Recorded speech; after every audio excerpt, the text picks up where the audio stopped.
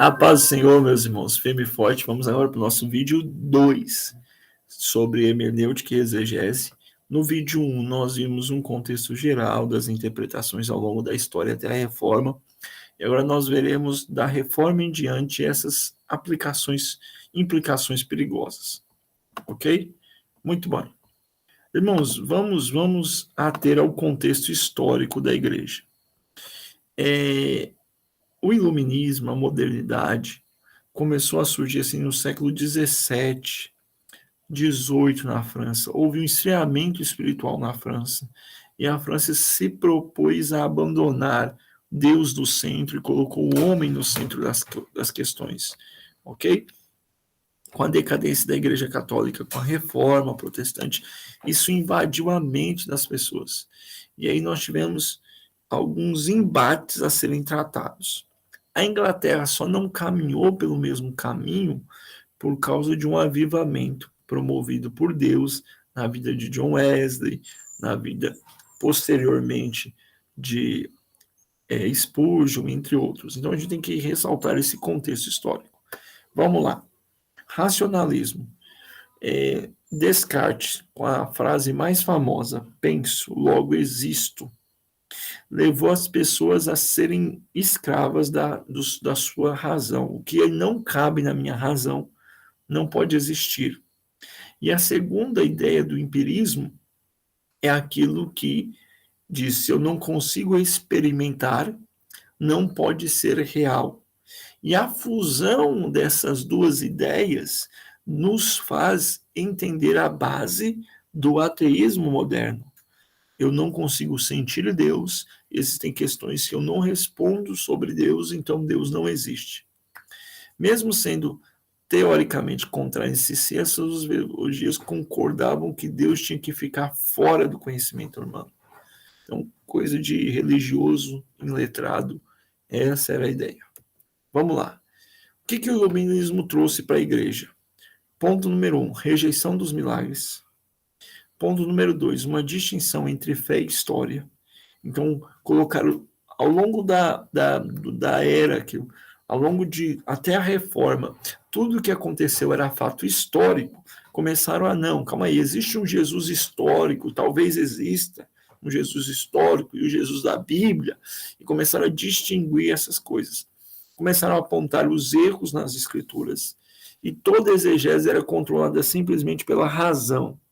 É aquele tipo de mensagem que eu já ouvi, a mensagem mais miserável. Não, como que Deus quer que eu faça isso? É humanamente impossível.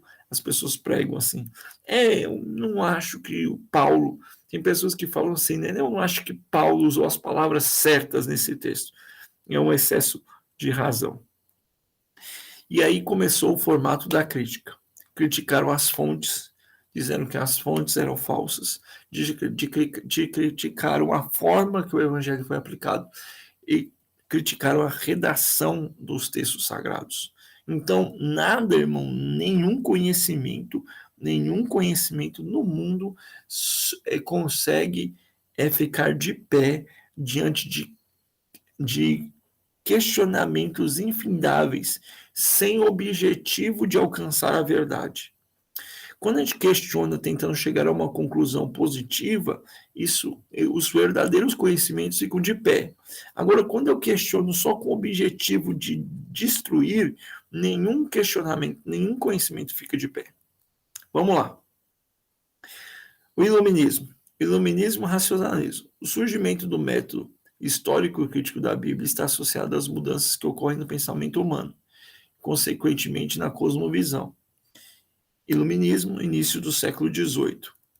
Vamos lá. Revolta contra a religião institucionalizada. Filosofia, racionalismo, empirismo. Deus, uma hipótese desnecessária. Na teologia começou a surgir o deísmo. Deus não intervém na história humana. E aí a gente começa a entrar pela ideia de uma teologia liberal. E aí, irmãos, a gente volta ao seguinte: quando você começa a atacar os fundamentos de uma vida cristã, nada mais resta. Se eu começo a atacar a importância do casamento, se eu começo a atacar a importância da leitura bíblica, se eu começo a atacar a importância de estar congregando em uma congregação, se eu começo a atacar, nada fica de pé. É um dominó, as coisas caem. E foi isso que aconteceu. Não, mas para que uma instituição? Porque se Deus é tão pleno, para que uma religião organizada? Se Deus é tão pleno, por que ele não interfere nas coisas? Aí desmoronou. Características: rejeição do sobrenatural e da revelação. O sobrenatural não invade a história. A história é resultado de causas e efeitos sem interferência nenhuma. Relatos históricos da Bíblia são construções do povo de Israel e da igreja primitiva, nada é real. A exégese é controlada pela razão, a única coisa que cabe na razão. Fé, mais racionalismo, método histórico crítico. Essa é a definição. E quando a gente diz de razão, irmãos, nós estamos dizendo uma razão positiva, verdadeira, concernente com a verdade. Não, aqui nós estamos falando de uma razão ímpia, uma razão corrupta, uma razão que não acredita no sobrenatural. E aqui tem um resuminho das maneiras, tá, irmãos? Na Idade Antiga, muita alegria, muita alegoria. Na Idade Média, só dogmas, cartas papais. Na Reforma, escrituras. Nas pós-reformas, confissões. E aqui, irmãos, só um detalhe da pós-reforma confissões, por exemplo, quem gosta muito de confissões são os presbiterianos. E aí eles vão falar assim, olha, as 95 teses de Westminster, eles vão falar sobre o concílio de Dortmund, ele sempre vai apelar para um credo. E no período moderno, a razão. Tudo isso, irmãos, tem pontos positivos, pontos negativos, mas a gente deve sempre se apegar aos princípios da reforma, que é a palavra de Deus. Aqui nós temos alguns exemplos, tá, irmãos? Escola de Alexandria, do século II até o século IV. Escola de Antioquia, início do século IV. Pai-latinos, do século IV até o século V. Surgimento, baseado na filosofia de Irácio e Platão, que influenciam Filo. Filo é um historiador que escreve muito sobre a história da igreja. Fundada por Luciano de Saramota, em oposição consciente ao método alegórico de Alexandria. Pais da igreja, cujas obras foram escritas em latins. Alegoria, literal com algumas inconsistências. Vamos lá, principais características. Oponoia, que nós estamos fazendo uma revisão da história, verdadeiro sentido está além das palavras. Alegorese, dizer uma coisa em termos de outra. Procurar descobrir sentidos ocultos ou revelados, que são somente os espirituais. Essa é a ideia da igreja alexandrina. A igreja antioquina, atenção ao sentido literal, abordagem gramática e história, uso de tipologia baseada na história do autor, buscar o sentido mais literal. Favorece a interpretação literal, os pais latinos davam atenção ao contexto histórico, às vezes alegorizavam o Velho Testamento. Passagem obscura deveria ser interpretada à luz mais claras. Quem são os representantes dessas três escolas? Estão aí, Clemente, Orígenes, Teófilo, Teodório, João Crisóstomo e Tertuliano. Conclusões dessa primeira parte, irmãos. Diminuir o caráter histórico da passagem bíblica, enfatizar o caráter histórico das passagens, manter-se fiel ao sentido original do texto. Influenciou a igreja ocidental, em especial a obra de Agostinho, visto como o precursor das ideias da reforma. Então, ater-se ao texto foi a sacada. Implicações práticas. Ter cautela no uso da alegoria, ultrapassando o sentido simples, claro e evidente das escrituras. Ter cautela para evitar o externo de buscar somente o sentido do texto no passado, sem aplicação no presente. Evitar que pressupostos pessoais, preconceitos, possam influenciar na interpretação da escritura. Ok, irmãos? Vamos lá. Existem pessoas que são preconceituosas. Ela interpreta a Bíblia com o seu viés preconceituoso. Por exemplo, a Idade Média proveu aos reformadores uma certa aversão aos judeus. E essa aversão aos judeus foi carregada na interpretação de alguns textos. Isso é um resquício do romanismo na vida dos reformadores. Vamos lá. Alguns caminhos da interpretação da Bíblia. Um caminho é o autor como determinante do significado. E isso, irmãos, eu me deparo com pessoas que a gente vai explicar o texto, ele chega e joga uma dessa na mesa da gente, assim, ó. Joga uma dessa. Mas esse é o ponto de vista do senhor. Ai, ai. O significado é aquele que o instrutor conscientemente quis dizer ao produzir o texto. É importante verificar que o autor disse em outro escrito. O que Lucas registrou em seu evangelho pode ser mais esclarecido se comparado a Atos, ou outro registro de Lucas. Devemos levar em conta os idiomas da época, aramaico, hebraico e grego. Eles possuem um significado que não podem variar. Por outro lado, o texto está limitado ao que o autor quis dizer exatamente. Então, irmãos, a gente tem que entender o que o autor quis dizer. E aí é comparação de texto com texto. Segundo texto, o texto como determinante do significado.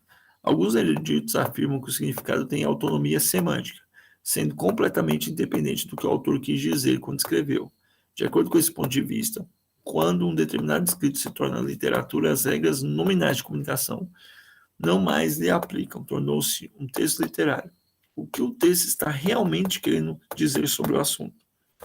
Na primeira, a gente olha a intenção do autor. No segundo, a gente olha o texto. O que esse texto quer dizer? E o último, o leitor como um determinante do significado. Segundo essa expectativa, o determinante do significado é que o leitor compreende.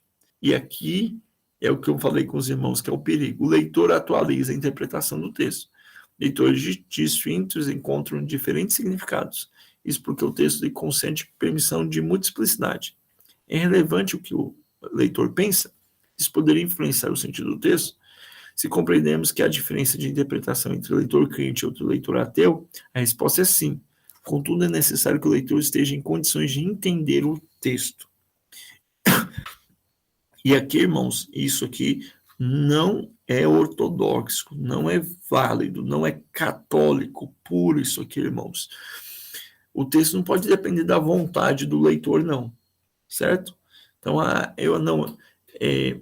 Jesus mandou eu parar de mentir. Eu não entendo assim. Eu entendo que Jesus quer diminuir a mentira. Esse caminho é um caminho perigoso. Vamos lá. Procedimentos errados quanto à leitura da Bíblia. A interpretação, a exegese da Bíblia. Ler o que muitos comentários dizem como sendo justificado a passagem, então aceitar a interpretação que mais lhe agrade. Olha, certa vez eu estava assistindo uma série. E na série, as pessoas queriam provar que uma marca copiou o produto da outra. A marca original havia feito um teste com pessoas para escolher a cor do perfume. E a outra marca tinha escolhido a mesma cor para o mesmo perfume. E aí, ela apresentou os testes. A marca original fez o teste com 6 pessoas. 6 pessoas definiram qual seria a cor do perfume. A marca que copiava fez o teste com 25 pessoas, em 4 grupos de 6. Aí debate vai, debate vem, debate vai, debate vem. A advogada da marca original descobriu, falou assim, você foi repetindo os testes até chegar na resposta parecida com a original, para você mostrar para nós que você tem um teste original. E aí ganhou a causa. Por que eu estou falando? Existem pessoas que leem a palavra de Deus e ficam procurando a interpretação que lhe cabe, que lhe apraz. Aí, quando ele quer ser rígido, ele usa a interpretação mais rígida. Quando ele quer ser mais flexível, ele usa a interpretação mais flexível. Isso é um caminho terrivelmente errado.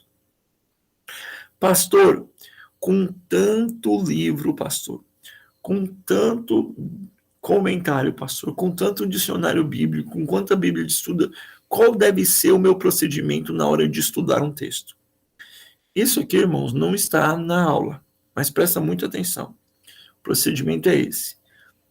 Em oração, na sua meditação, você lê o texto e tira todas as conclusões próprias. tirei minhas conclusões próprias.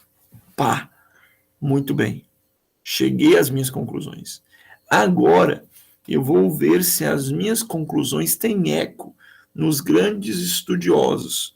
Eu vou pegar o que eu entendi e vou comparar com aqueles que vieram antes de mim. Aí nessa ideia a gente acrescenta e nessa ideia a gente tira.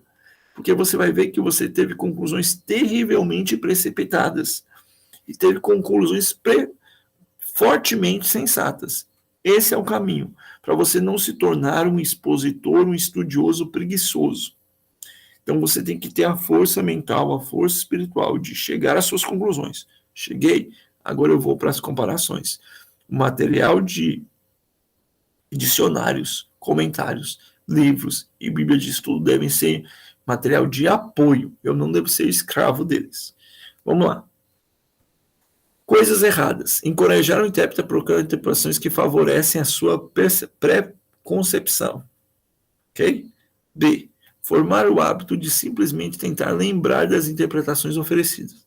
Isto é, para o iniciante, frequentemente resulta em uma confusão, um ressentimento mental a respeito de todas as tarefas da exegese.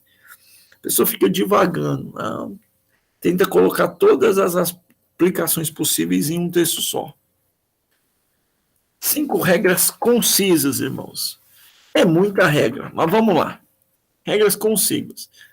Interpretar lexicamente é você conhecer o sentido da palavra. Interpretar sintaticamente, o intérprete deve conhecer os princípios gramaticais da língua no qual o documento está escrito. Interpretar contextualmente é você interpretar levando em consideração o contexto da época. Interpretar historicamente é você levar em consideração a história no texto. Interpretar com a logia da escritura é você interpretar a Bíblia com os princípios da hermenêutica que nós já estudamos. Muito bem. Contexto, irmãos, que deve ser levado em conta. Primeiro contexto é contexto imediato. Imediato. Primeiro contexto imediato, irmão, leia a passagem em pelo menos 3 traduções diferentes. Hoje, com a internet, ficou muito fácil. Você lê um versículo, lê outro versículo, lê outro versículo, junta tudo e chega a uma conclusão. Segunda questão, pessoal. O que procede segue o texto imediatamente. Então, você vai ler, normalmente, o parágrafo que o texto está escrito. Então, 3 versículos para cima, 3 versículos para trás, mas, normalmente, existem as Bíblias que destacam os parágrafos. Você lê aquele parágrafo. Questão 3. Há alguma definição fornecida no contexto imediato? Aquele texto já vem sendo falado de qual assunto? O versículo está meio perdido, mas o capítulo começou sendo falado de qual assunto? Qual é o argumento principal do capítulo? Qual é a principal ênfase do texto da passagem? E qual entendimento consiste na passagem de contexto? Então, o contexto imediato é você olhar para o texto ali, o capítulo, os versículos que o seguem. O contexto amplo é você dizer, a minha interpretação contradiz o que a passagem quer dizer? Contradiz o próprio autor? Contradiz outras passagens bíblicas? Contradiz o bom senso? Quais outras passagens da Escritura lançam luz sobre o assunto a ser levado por essa passagem? Então, você amplia do texto com dúvidas e questionamentos e olha para toda a Bíblia, que é o contexto amplo. Deixa eu ver. Algumas perguntas importantes. Isso. Perguntas importantes aqui, irmãos, sobre a exegese. É muita coisinha. Os irmãos não precisam saber tudo isso. Não precisa decorar tudo isso. Certo? Os irmãos precisam saber para ajudar os irmãos a interpretar. Eu vou colocar material lá, mas isso aqui não tem como decorar. Mas quando os irmãos estiverem estudando, possivelmente após ver esses vídeos, você vai lembrar dessas regrazinhas quando você estiver lendo lá, preparando seu sermão, preparando o estudo, preparando a sua reflexão. Perguntas importantes. Quem escreveu, falou a passagem e para quem era endereçada? A passagem foi Paulo escreveu a Timóteo, Paulo escreveu a Coríntios, Lucas escreveu a Teófilo, Amós escreveu aos israelitas. O que a passagem diz? Existe alguma palavra ou frase nessa passagem que precisa ser examinada? Nossa, eu não entendi essa palavra. O que quer dizer essa palavra, essa expressão? Qual é o contexto imediato? Os versículos que compõem o parágrafo, o capítulo, quer dizer o texto. Esse contexto geral está falando sobre o quê?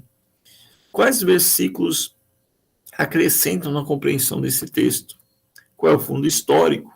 Que conclusão eu posso tirar? As minhas conclusões concordam ou discordam com as áreas relacionadas à Escritura? O que eu posso aprender e aplicar à minha vida? Essas, irmãos, são algumas ferramentas para ajudar a gente a interpretar a palavra de Deus. Analise, estude, foque e aprenda para a glória do Senhor. Nós vamos terminar esse segundo vídeo aqui. O terceiro vídeo vai ser menor, porque nós vamos deixar alguns pontos para sermos tratados na aula online. Deus em Cristo te abençoe e um forte abraço em nome de Jesus.